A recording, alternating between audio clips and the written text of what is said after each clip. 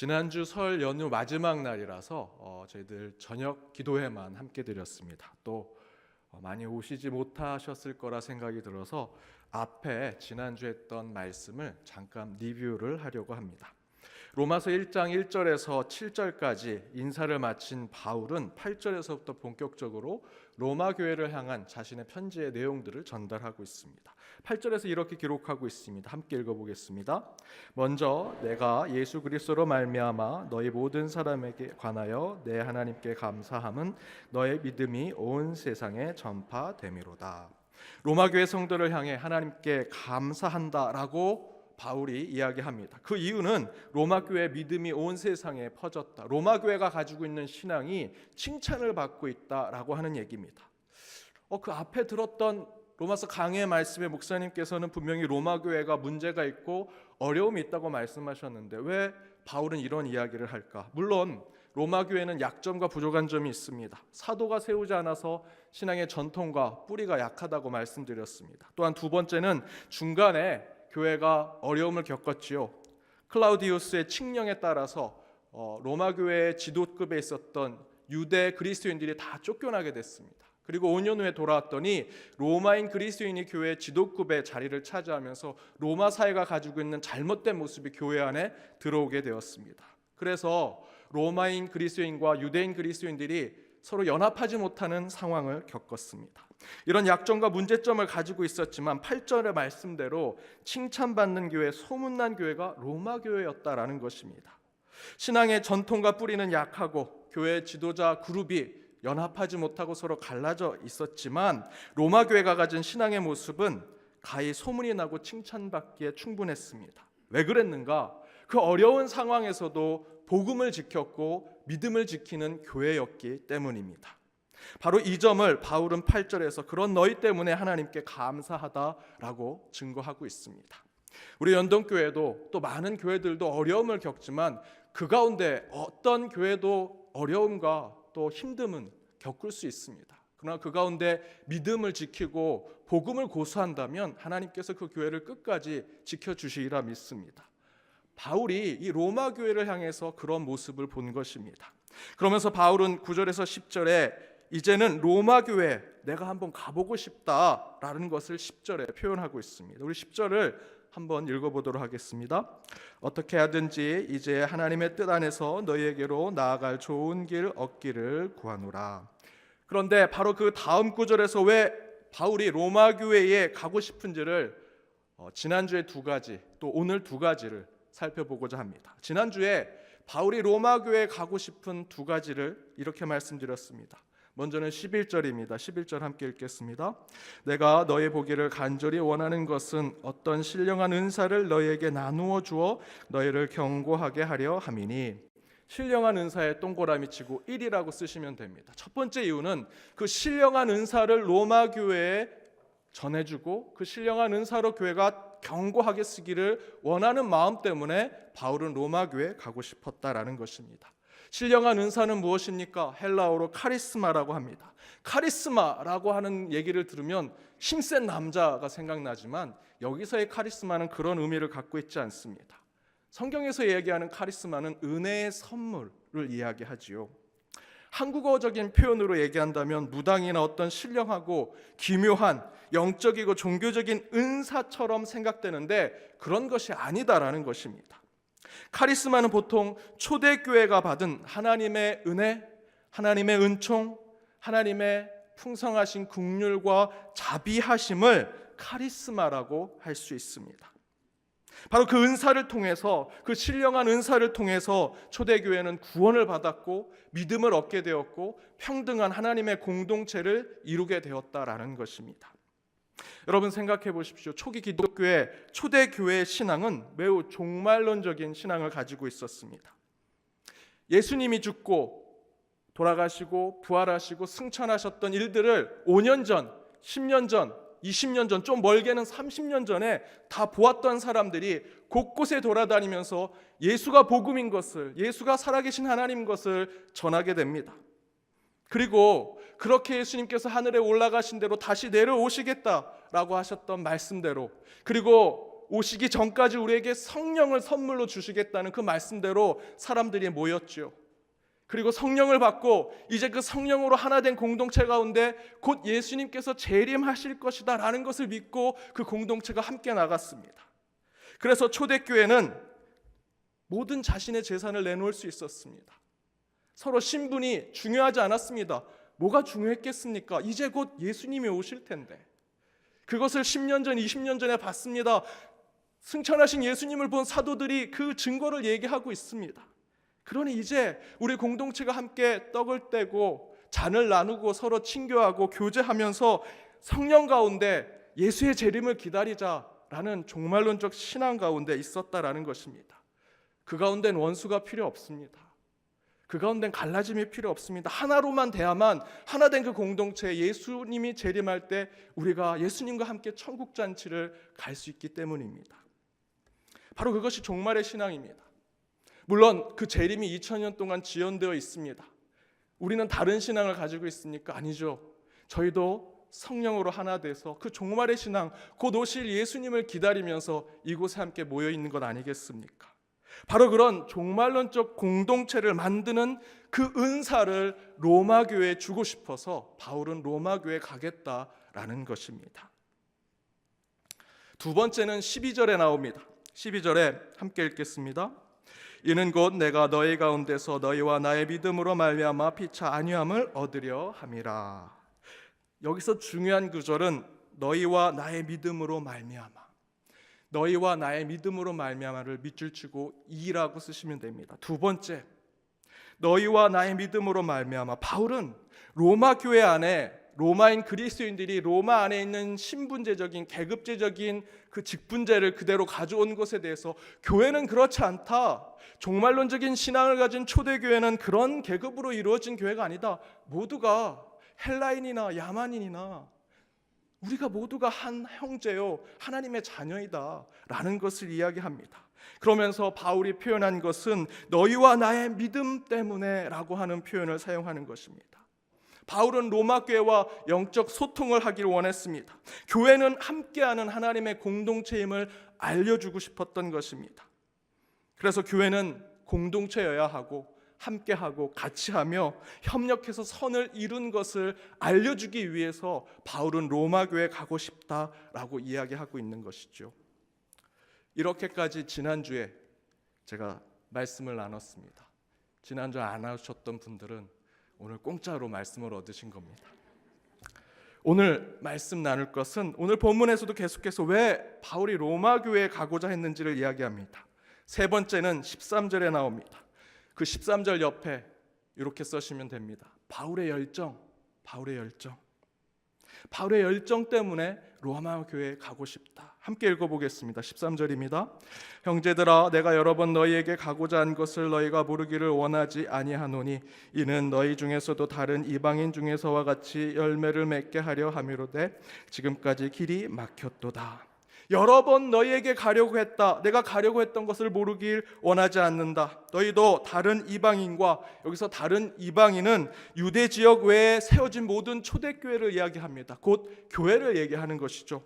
다른 교회가 맺었던 그 열매를 로마 교회 너희도 얻기를 원한다 라는 표현으로 바울은 꼭 로마 교회 가고 싶다라는 것을 표현하고 있습니다. 지금까지 길이 막혔지만 나는 너무나 가고 싶다. 가겠다, 꼭 가겠다는 열정을 보여주고 있습니다. 여러분, 바울과 같은 이런 열정으로 신앙생활 하시고 이 교회에 오셨습니까? 특별히 수요일 저녁 예배 참석하신 여러분은 이미 열정이 있으신 분들입니다. 요즘에 주중 예배 사람 숫자가 줄어든다고 목사님들 만나면 주중 예배를 계속 해야 될지 말아야 될지 말씀을 많이 하시는데 저희 교회는 계속 늘어납니다. 오늘 수요 정오 예배 때는 밥이 다 떨어져서 일하시는 분들이 식사를 못 하셨습니다. 이렇게 주중에 오시는 열정, 그것만으로도 충분하다 생각이 듭니다. 지난주에 한 남자 집사님을 주일날 뵀습니다. 우리 박종서 장로님이 소개해 주셔서 만났는데 그 집사님이 저를 보고 싶고 우리 교회에 같이 신앙생활했던 수십 년 했던 분들을 만나고 싶어서 오셨다고 합니다. 그래서 어디서 오셨습니까? 라고 물었더니 천안에서 오셨다는 겁니다. 매주는 올 수 없지만 제가 꼭 예배드리러 또 우리 교회를 또 섬기기 위해서 제가 어떻게든 오도록 노력하겠습니다. 그 인사를 같이 받는데 제 가슴이 막 벅차올랐습니다. 천안에서 여기까지, 저는 여기 코앞에서 사는데 거기서 이렇게 오시는 성도님이 계시는데, 와. 이번 주중에 우연하게 다른 일을 보러 갔다가 권유신 집사님, 박창숙 권사님 가게에 가게 됐습니다. 이런저런 얘기를 하다가 댁이 어디냐고 여쭤보았더니 일하시는 근처입니다. 그곳이 가산동 옛 구로공단 있는 곳입니다. 제가 참 오시기에 주일날 힘드시겠어요? 라고 말씀드렸더니, 아이 목사님 그런 말씀하지 마세요. 여기보다 더 먼 곳에서 오시는 분도 있는데 저한테 그런 얘기 하시면 안 돼요. 부산에서도 오시는 분이 있어요. 부산에서도 비행기 타고 매주는 아니지만 그래도 오시는 분이 계시다고 얘기를 하십니다. 그 열정이라면 연동교회 무엇을 못하겠습니까, 여러분? 제가 그 얘기를 들으면서 저 혼자 이런 생각을 했습니다. 아, 나만 잘하면 되겠구나. 나만 잘하면 되겠구나. 연동교회를 향한 열정. 저도 우리 연동교회 이제 섬기면서 어디서 맛있는 거 먹으면, 야, 이거 성도님들이랑 같이 먹으면 좋겠다. 좋은 데 올라가면, 야, 좋은 곳에 우리 성도님들하고 같이 가면 좋겠다. 커피를, 맛있는 커피를 마셔도, 야, 이 커피 같이 우리 성도님들하고 마시면 좋겠다. 그런 생각을 하는 게 열정이 생긴 게 아닐까요? 오늘 우리 장성 목사님 저하고 좀 정오 예배 때랑 틀린 게 있습니다. 정오 예배 때 오셨던 분들은 아시겠는데 머리가 달라졌죠. 오늘 일을 마치고 빨리 뛰어가서 이발소에 갔는데 장성 목사님이 거기 계셨습니다. 같이 머리 자르고 왔습니다. 그 마음이 뭘까 생각해봤더니, 이 수요 기도회 때 조금이라도 단정하고 조금이라도 괜찮은 모습으로 예배를 드려야겠다라는 열정의 마음으로 머리를 자른 게 아닐까 생각이 듭니다. 여러분, 그런 열정 여러분 가운데 이미 계신다고 믿습니다. 한 가지 열정만 더 부탁드립니다. 이제 우리 가운데 전도하는 열정이 있었으면 좋겠습니다. 우리만 멀리서 오는 열정이 아니라 함께 그 복음을 나누고 그 기쁨을 나눌 수 있는 주변의 이웃들과 전도의 대상자들을 함께 불러 모았으면 좋겠습니다.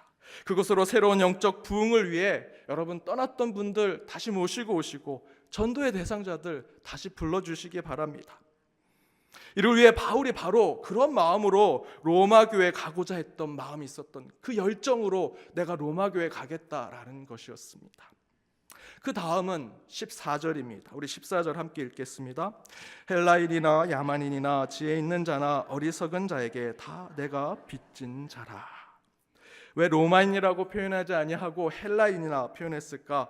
로마 교회는 단순히 로마라는 지역에 있는 교회이지만 그들의 사상과 철학과 문화는 헬라 문화의 영향을 많이 받았기 때문에 바울은 그들을 헬라인이라고 불렀고 지혜 있는 자라고 불렀습니다.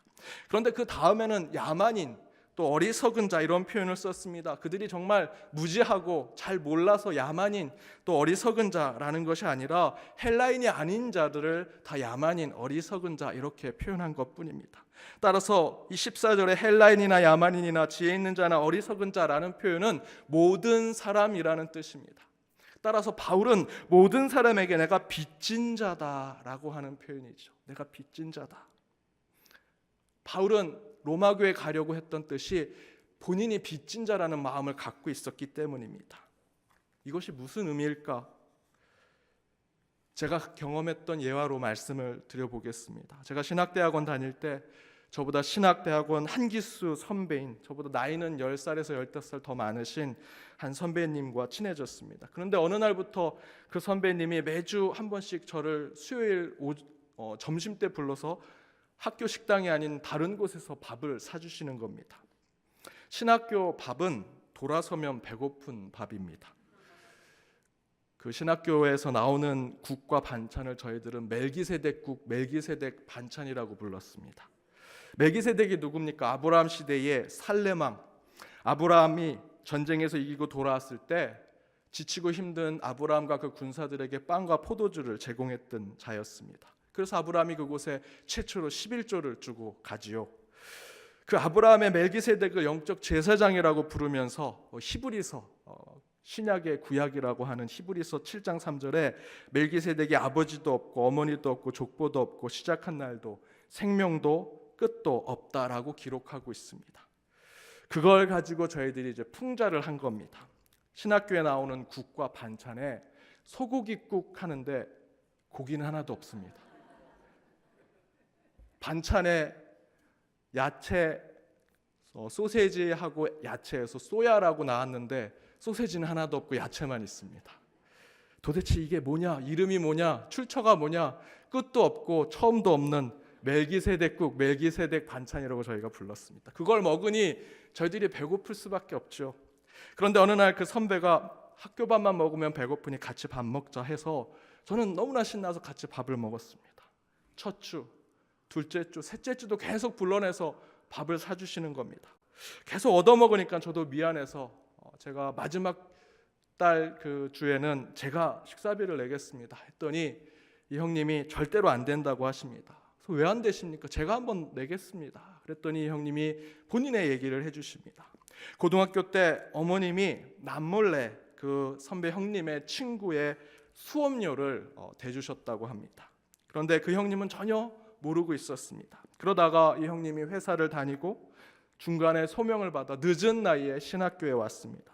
등록금을 내려고 갔는데 이미 누가 등록금을 냈다는 것입니다. 또 다음 학기에 갔더니 또 누가 냈다는 것입니다. 처음에는 그냥 장학금이 나왔나 이렇게 생각을 했는데 두 번째 학기 때도 또 이렇게 돈이 나온 걸 보고 이건 좀 이상하다. 누가 내 대신 등록금을 냈습니까? 알아봤더니 본인 친구더라는 겁니다.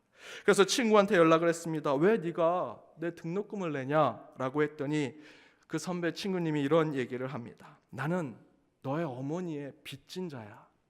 그 은혜를 갚으려고 너의 등록금을 내고 있어. 그러면서 자신의 이야기들을 이야기합니다.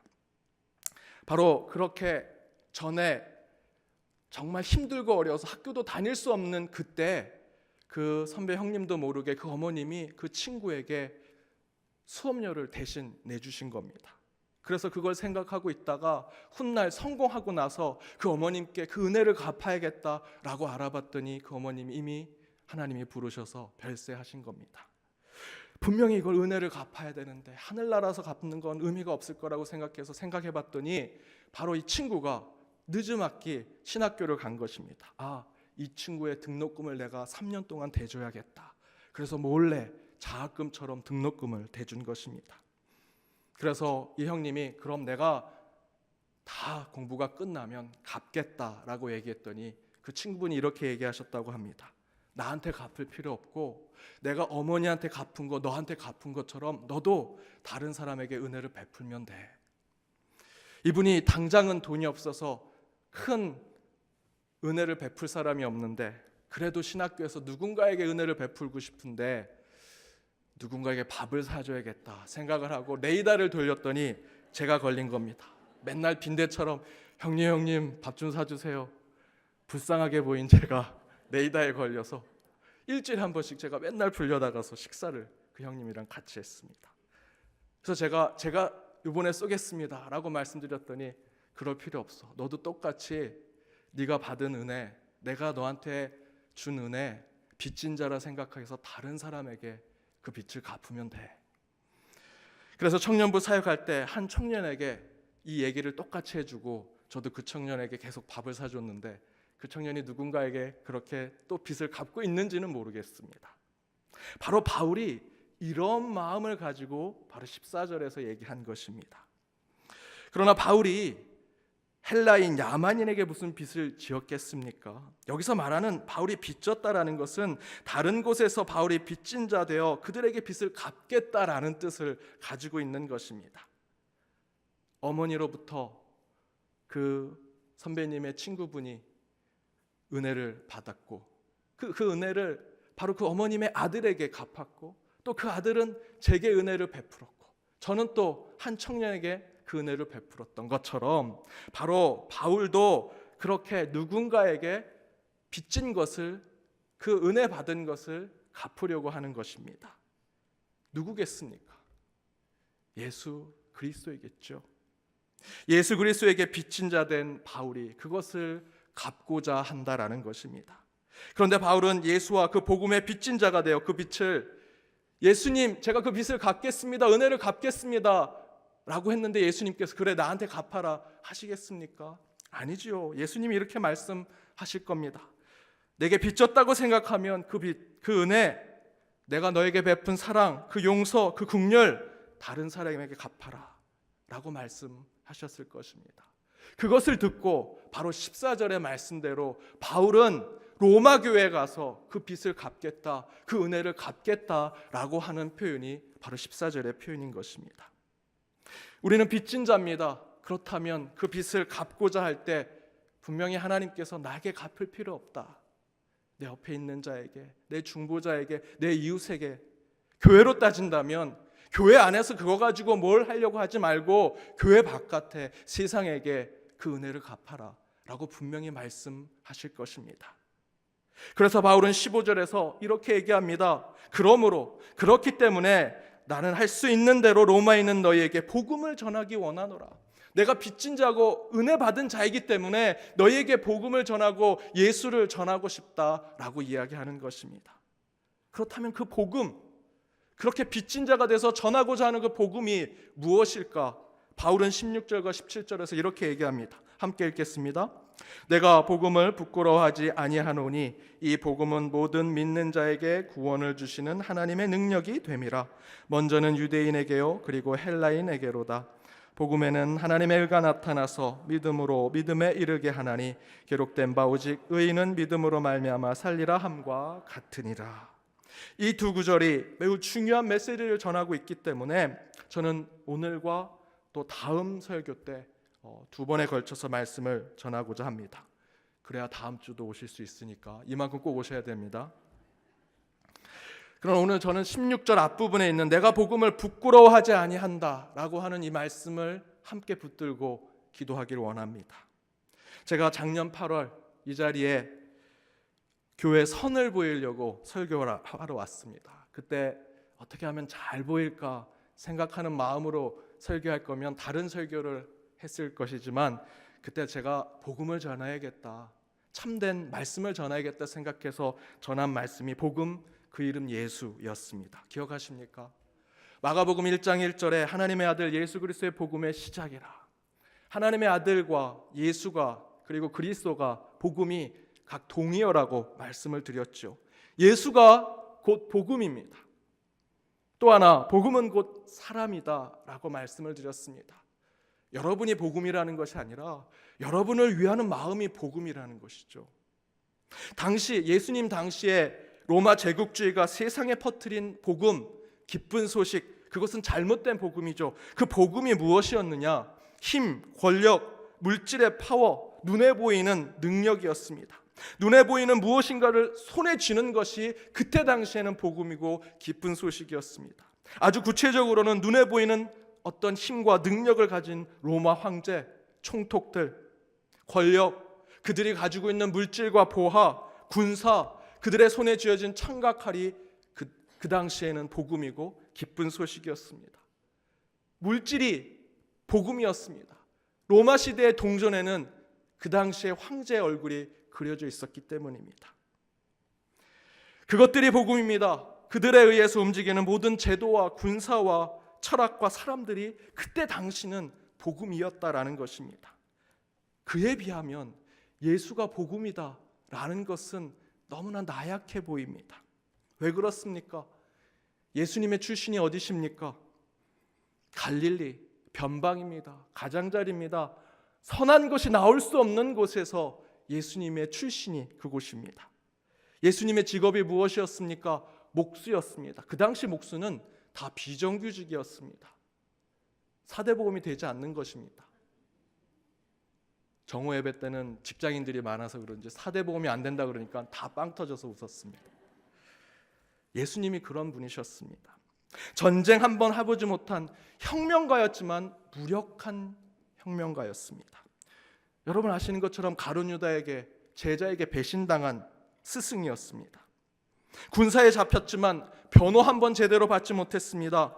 매맞고 침뱉임을 당했고 옷 벗겨지는 수치를 당하신 분입니다. 더 큰 수치는 무엇입니까? 그 백성들에게 사랑을 베푸고 치유하고 죽은 자를 일으켜 세웠는데도 불구하고 마지막 재판에서 강도 바나바와 예수가 섰을 때 그 백성들이 뭐라고 얘기했습니까? 바나바를 살려주고 예수를 죽이라고 얘기했던 배반을 당하신 분이십니다. 그리고 십자가에서 죽으셨습니다. 부활했는데 여러분, 그 부활이 우리에게 기쁜 소식이 될 것 같죠? 2000년 전으로 돌아가면 그때 당시에 예수가 부활했다라는 건 가짜 뉴스에 들어갔었습니다. 제자들이 시체를 훔쳐갔다. 실제로 예수님은 죽지 않았고 죽은 척 했다가 무덤에 가서 혼자 빠져나왔다. 여러분, 엔티 크리스찬들이 얘기하는 책과 글과 사이트에 들어가면 이런 얘기를 하죠. 그 얘기가 그 사람들이 최근에 만들어낸 게 아니라 2000년 전부터 가짜 뉴스처럼 나왔던 이야기였습니다. 그런 예수의 이야기가 여러분 복음이 될 수 있겠습니까? 2000년 전에 예수가 부활했어, 와 대단하다라고 했을까요? 아니요. 다 비난했습니다. 너 그거 가짜 뉴스야. 예수 실제로 안 죽였대. 누구랑 지금 결혼해서 살고 있대. 예수는 원래 지금 제자들이 훔쳐가서 다른 것에 묻혀있대 라는 가짜 뉴스로 얘기했습니다. 그것에 비하면 로마 제국의 그 황제의 칼, 창, 그의 동전은 너무나 선명한 복음이요 기쁜 소식이 될 것입니다. 그런데 바울이 어떻게 고백하고 있습니까? 그런 허무맹랑하게 들려 보이는 예수의 부활 이야기를 이야기하면서 16절 앞부분에 나는 그 복음이 부끄럽지 않다고 이야기합니다. 그래서 이 선언이 너무나 중요합니다. 왜 부끄럽지 않느냐? 16절과 17절 우리 다시 한번 스크린을 보고 읽도록 하겠습니다. 함께 읽겠습니다. 이 복음은 모든 믿는 자에게 구원을 주시는 하나님의 능력이 됨이라. 먼저는 유대인에게요 그리고 헬라인에게로다. 복음에는 하나님의 의가 나타나서 믿음으로 믿음에 이르게 하나니 기록된 바 오직 의인은 믿음으로 말미암아 살리라 함과 같으니라. 첫 번째, 복음이 모든 믿는 자, 곧 갈릴리 예수가 로마 황제보다 우리를 더욱더 구원할 것이라 라고 하는 하나님의 능력을 확신한다는 것입니다. 두 번째는 그 복음에는 하나님의 의가 나타나서 그것을 믿기만 하면 믿음으로 구원을 받을 수 있다. 이 두 가지에 대해서는 다음 설교 때 구체적으로 말씀을 나누도록 하겠습니다. 오늘은 이 한 가지만 여러분 붙들길 원합니다. 그 당시 너무나 나약해 보이고 연약해 보이는 그 진리였던 예수가 부활이고 예수가 살아계신 하나님이라고 하는 그 복음을 부끄러워하지 않았던 그 바울, 우리는 그것을 오늘 붙잡아야 합니다. 여러분, 이 이야기는 여러분께서 거리에 나가서 예수 구원 불신지옥 자신 있게 외치라고 말씀드리는 것이 아닙니다. 그런 외침을 선포할 용기와 믿음이 있으시면 여러분 그 믿음과 그 용기로 그런 삶을 사시라는 말씀입니다. 진짜 부끄럽지 않는 삶을 사는 것은 말로만 나는 그리스도인인 것이 부끄럽지 않습니다 라고 하는 것이 아니라 여러분 삶 자체가 부끄럽지 않은 삶을 살아야 한다라는 것입니다. 그러나 우리가 부끄럽지 않는 삶을 살 수 있습니까? 저와 여러분 다 죄인입니다. 매일같이 악한 생각, 악한 마음을 품고 살아가는 잘못된 인간들입니다. 그러나 부끄럽지 않다라고 하는 것은 여러분 잘못한 것이 있다면 그 잘못한 사람에게, 피해를 당한 사람에게 지금 가서 용서를 구하고 회개하는 것, 그것이 부끄럽지 않는 자의 모습입니다. 죄를 범하며 살아가고 계십니까? 당장 그 죄를 그만두시고 정정당당하게 벌을 받으십시오. 그리고 정직하게 사시는 것, 그것이 부끄럽지 않는 그리스도인의 삶입니다. 하나 되지 못하고 분열하고 싸우고 계셨습니까? 그럼 화해하십시오. 자존심 내려놓으시고 교만 내려놓으시고 여러분 쓸데없는 자랑 꺾으시고 여러분 같이 하시도록 노력하셔야 합니다. 예수님은 군림하고 지배하려고 복음이 되신 것이 아닙니다. 섬기고 버리고 사랑하려고 복음이 되셨습니다. 왜 예수님이 이 땅에 복음이 되셨을까? 저는 이 한 구절의 말씀으로 여러분과 오늘 말씀을 마치고자 합니다. 마가복음 10장 45절입니다. 함께 읽겠습니다. 인자가 온 것은 섬김을 받으려 함이 아니라 도리어 섬기려 하고 자기 목숨을 많은 사람의 대속물로 주려 함이니라. 여러분, 이게 복음입니다. 이것이 복음입니다. 이 복음에 우리는 부끄러워하지 않아야 합니다. 예수의 이 복음으로 한 주 부끄러움 없는 삶을 살아가는 저와 여러분, 우리 연동교회가 되기를 주님의 이름으로 기원드립니다. 함께 기도하겠습니다. 우리에게 기쁜 소식을 되시는 주님, 저희들 수요 기도회로 함께 모였습니다. 이 자리에 성령의 임재가 있음을 깨닫습니다. 성령의 조명으로 깨닫는 말씀 가운데 결단하게 하여 주옵소서. 우리 가운데 신앙의 열정을 품게 하시고 복음의 빚진 자로 덤으로 사는 인생, 더욱더 그 은혜를 나누는 저희들 되게 하여 주옵소서. 바울처럼 복음에 부끄럽지 않는 삶을 살게 하여 주옵소서. 예수가 나의 삶, 나의 힘, 나의 능력임을 고백하여 주옵시며 그 가운데 더욱더 저희의 삶 가운데 오직 주님의 이름만이 드러나게 하여 주옵소서.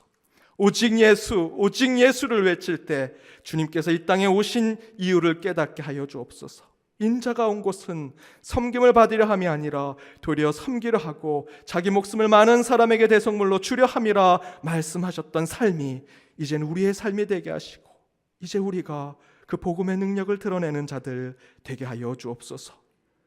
이 시간 결단하며 찬양하며 기도할 때 성삼위 하나님께서 저희와 함께 하시고 그 가운데 더욱더 주님 앞으로 나아가는 저희들의 심령들이 되게 하여 주옵소서. 이 모든 간구 예수님의 이름으로 기도드립니다. 아멘.